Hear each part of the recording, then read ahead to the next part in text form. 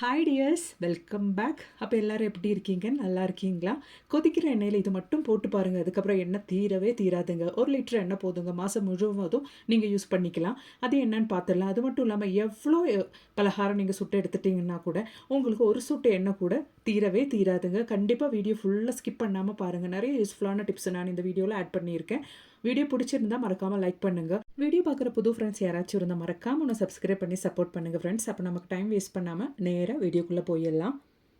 அப்போ நமக்கு நம்மளோட ஃபஸ்ட்டு டிப் ஒன்று பார்த்துடலாம். இது மாதிரி நம்ம குழந்தைங்களோட சாக்ஸ் இல்லைனா பெரியவங்களோட சாக்ஸ் எல்லாம் மெயினாக ஸ்கூல் சாக்ஸ் எல்லாம் நம்ம கரெக்டாக வைக்கலைன்னா காலையில் ஸ்கூல் யூனிஃபார்ம் போடுற டைமில் சாக்ஸை தேடி அதுக்காகவே நிறைய டைம் வேஸ்ட் பண்ணுவாங்க. அந்த மாதிரி இல்லாமல் இந்த மாதிரி நீங்கள் கரெக்டாக அந்த சாக்ஸை ஃபோல்ட் பண்ணி வச்சுட்டிங்கன்னா அதாவது ஜோடி அதாவது இடத்துல கரெக்டாக இருக்குங்க. பாருங்கள், இந்த மாதிரி நீங்கள் சாக்ஸ் எல்லாம் ஃபோல்ட் பண்ணி வச்சுட்டிங்கன்னா இடமும் உங்களுக்கு லாபமாக இருக்குங்க. இடமும் மிச்சம், அது மாதிரி டைமும் மிச்சங்க. காலையில் இந்த மாதிரி சாக்ஸோட ஜோடி காணுன்ட்டு உங்கள் குழந்தைங்க உங்கள் பின்னாடி வரமாட்டாங்க. கரெக்டாக ஒரு சாக்ஸ் இருக்கிற இடத்துல 2 சாக்ஸுமே இருக்குங்க. இந்த டிப் உங்களுக்கு மிகவும் பயனுள்ளதாகவே இருக்கும். யூஸ்ஃபுல்லாக இருந்துச்சுன்னு தோணுச்சுன்னா மறக்காமல் இந்த வீடியோக்கு லைக் பண்ணி சப்போர்ட் பண்ணுங்கள் ஃப்ரெண்ட்ஸ். அப்போ நமக்கு நம்மளோடது அடுத்த டிப் ஒன்று பார்த்துடலாம். இப்போ மழை காலன்றதுனாலே நமக்கு இந்த குழந்தைங்களோட ஷூஸ் எல்லாம் நமக்கு எப்போவுமே வாஷ் பண்ணி எடுக்க முடியாது. ஏன்னா நமக்கு அது காய வைக்க முடியாது. அப்படி இல்லைனாலும் அந்த ஷூலேருந்து நமக்கு ஒரு பேட் ஸ்மெல் வர்றதுக்கு சான்சஸ் இருக்குங்க. அந்த மாதிரி இருக்கிற டைமில் நமக்கு செய்யக்கூடிய ஒரு அருமையான டிப்பு தான். அதுக்காக வேண்டிட்டு நான் ஃபாயில் பேப்பர் இது மாதிரி ஸ்மால் பீசஸாக எடுத்துருக்கிறேன். நமக்கு எப்போவுமே குழந்தைங்களோட ஷூஸ் எல்லாம் நம்ம ஒன்றும் இல்லைன்னா வெயிலில் காய வைக்கணும், அப்படி இல்லைன்னா வாஷ் பண்ணி எடுக்கணும். இப்போ மழை காலன்றதுனால நமக்கு அதுக்கெல்லாம் முடியாது. அவங்க ஒரு டே ஃபுல்லாக காலில் போட்டு இருக்கிறதுனாலே அதுலேருந்து பேட் ஸ்மெல் எல்லாம் வருங்க. அப்படி இருக்கிற பட்சத்தில் நீங்கள் இந்த மாதிரி சின்ன பீசஸ் ஆஃப் இந்த மாதிரி ஃபாயில் பேப்பர் எடுத்துகிட்டு அதுக்குள்ளே பொடியுப்பு தாங்க போட்டிருக்கேன். பொடியுப்பு நீங்கள் இந்த மாதிரி ஃபோல்ட் பண்ணி நல்லா ஃபோல்ட் பண்ணி வச்சுக்கோங்க. இந்த மாதிரி ஃபாயில் பேப்பரை நல்லா நம்ம ஃபோல்ட் பண்ணி வச்சாலே அது நல்லா டைட்டாக அங்கே நிற்குங்க. இந்த மாதிரி ரெண்டுமே நான் ரெடி பண்ணி எடுத்துருக்கிறேன். பொடியுப்பு இல்லைன்னா உங்களுக்கு வேணும்னா கல்லுப்பு கூட நீங்கள் எடுத்துக்கலாங்க. அப்போ தான் ரெண்டுமே நான் ரெடி பண்ணி வச்சுருக்கேன். இதுக்கப்புறமேட்டு நாம் சேஃப்டி பின் எடுத்து இந்த மாதிரி ஹோல்ஸ் போட்டு விட்டுக்கலாங்க. இப்போ நம்ம இப்படி ரெடி பண்ணி வச்சுருக்கிற இந்த ஃபாயில் பேப்பரை நம்ம இந்த மாதிரி ஷூஸுக்குள்ளே நம்ம வச்சுக்கலாங்க. குழந்தைங்க ஈவினிங் வீட்டுக்கு வந்ததுக்கப்புறம் நீங்கள் இந்த மாதிரி செஞ்சு ஷூஸுக்குள்ளே வச்சுட்டிங்கன்னா காலையிலக்குள்ளே அதுக்குள்ளே இருக்கிற எல்லா பேட் ஸ்மெல்லும் போயிருங்க. ரொம்ப அருமையான ஒரு டிப்பு. கண்டிப்பாக நீங்களும் ட்ரை பண்ணி பாருங்கள். அப்போ நமக்கு நம்மளோடது அடுத்த டிப் ஒன்று பார்த்துடலாம். நம்ம எப்போவுமே முட்டை பாயில் பண்ணுற டைமில் நிறைய பேருக்கு இருக்கிற ஒரு பிரச்சனை தாங்க. அந்த முட்டை பாயில் பண்ணுற டைமில் உடஞ்சி போகுது. அது உடஞ்சி போனால் அது அப்புறமா நம்ம அந்த குக்கரை ஓப்பன் பண்ணுற டைமில் ரொம்ப பேட் ஸ்மெல் இருக்குங்க. அப்புறமா நம்ம அந்த பேட் ஸ்மெல் போக்குறதுக்கே ரொம்ப டைம் எடுக்கும். அப்படி ஒன்றும் இல்லாமல் நம்ம நல்லா க்ளீனாக நம்ம முட்டை பாயில் பண்ணி எடுக்கிறதுக்கு இந்த மாதிரி நீங்கள் அந்த தண்ணிக்குள்ளே ஒரு ஸ்பூன் வச்சு விட்டுருங்க. அவ்வளோ தாங்க. இதுக்கு மேலே நீங்கள் எவ்வளோ முட்டை பாயில் பண்ணி எடுத்தாலும் முட்டை உடையவே உடையாதுங்க.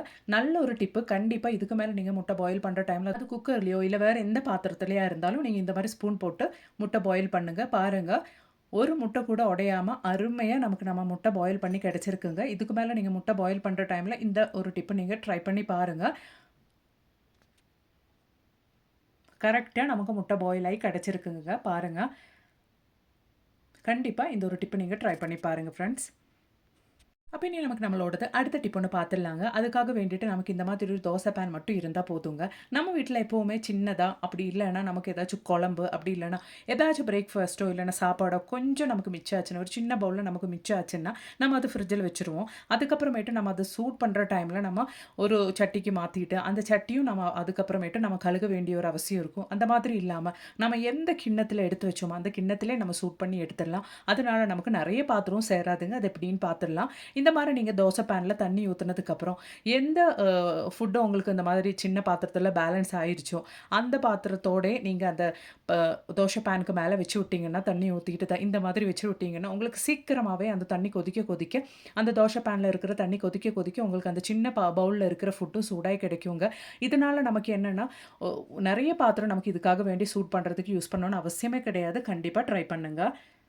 அப்போ இனி நமக்கு நம்மளோடது அடுத்த டிப் ஒன்று பார்த்துடலாங்க. நம்ம வீட்டிலலாம் எண்ணெய் பலகாரம்லாம் சுடுற டைமில் நம்ம எப்போவுமே கவனிச்சிருக்கோம், நம்ம ஊற்றுற எண்ணெய் கடைசியில் நமக்கு இருக்கவே இருக்காதுங்க. ஏன்னா அந்த எண்ணெய் பலகாரம் அத்தனை எண்ணெயும் குடிச்சிருக்கும். இதுக்கு மேலே அந்த மாதிரி பிரச்சனையே வராதுங்க. கண்டிப்பாக இந்த ஒரு டிப்பு நீங்கள் ஸ்கிப் பண்ணாமல் பாருங்கள். ரொம்ப யூஸ்ஃபுல்லாக இருக்கும். எவ்வளோ எண்ணெய் பலகாரம் நீங்கள் சுட்டு எடுத்துட்டீங்கன்னு கூட உங்களுக்கு ஒரு சொட்டு எண்ணெய் கூட வீணாக போகாதுங்க. நீங்கள் எவ்வளோ எண்ணெய் அந்த சட்டியில் ஊற்றுனீங்களோ அவ்வளோ எண்ணெய் உங்களுக்கு பேலன்ஸாக இருக்கும் உங்கள் வேலையெல்லாம் முடிஞ்சதுக்கப்புறம் கூட.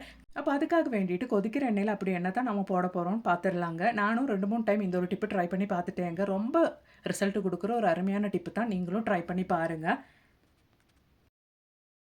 நீங்க எண்ணெய் பலகாரம் சுடுறதுக்கு முன்னாடி, அந்த எண்ணெய் நல்லா சூடானது உடனே, இந்த மாதிரி கொஞ்சம் உப்பு, எவ்வளோ எண்ணெய் நீங்க எடுத்துட்டீங்களோ, அந்த எண்ணெய்க்கு தகுந்தா மாதிரி கொஞ்சம் உப்பு மட்டும் நீங்க அந்த எண்ணெயில போட்டு விட்டுருங்க. அதுக்கப்புறம் உங்க எண்ணெய் தீரவே தீராதுங்க. நீங்க எவ்வளோ எண்ணெய் ஊத்துனீங்களோ, அந்த ஆயில் ஃப்ரை எல்லாம் முடிச்சதுக்கப்புறம், அந்த எண்ணெய் அப்படியே உங்களுக்கு பேன்ல மிச்சமா இருக்குங்க. இதனால ஒரு அட்வான்டேஜ் என்னன்னா, நம்ம சுடுற அந்த ஆயில் பலகாரம் எண்ணெய் பலகாரத்தில எண்ணெயே இருக்காதுங்க. தைரியமா நம்ம சாப்பிட்டுறலாம். இந்த காலத்தில எல்லாருமே ஹெல்த் கான்ஷியஸா இருக்கிறதுனால, இந்த ஒரு டிப்பு எல்லாருக்குமே ரொம்ப யூஸ்ஃபுல்லா இருக்கும். கண்டிப்பா ட்ரை பண்ணி பாருங்க. அப்ப இன்னைக்கு நான் கொண்டு வந்த எல்லா டிப்ஸும் உங்களுக்கு ரொம்ப யூஸ்ஃபுல்லா இருந்திருக்கும்னு நெனைக்கிறேன். வீடியோ பிடிச்சிருந்தா மறக்காம லைக் பண்ணுங்க ஃப்ரெண்ட்ஸ். புது வியூவர்ஸ் யாராச்சும் இருந்தா மறக்காம சப்ஸ்கிரைப் பண்ணி சப்போர்ட் பண்ணுங்க. தேங்க்ஸ் ஃபார் வாட்சிங்.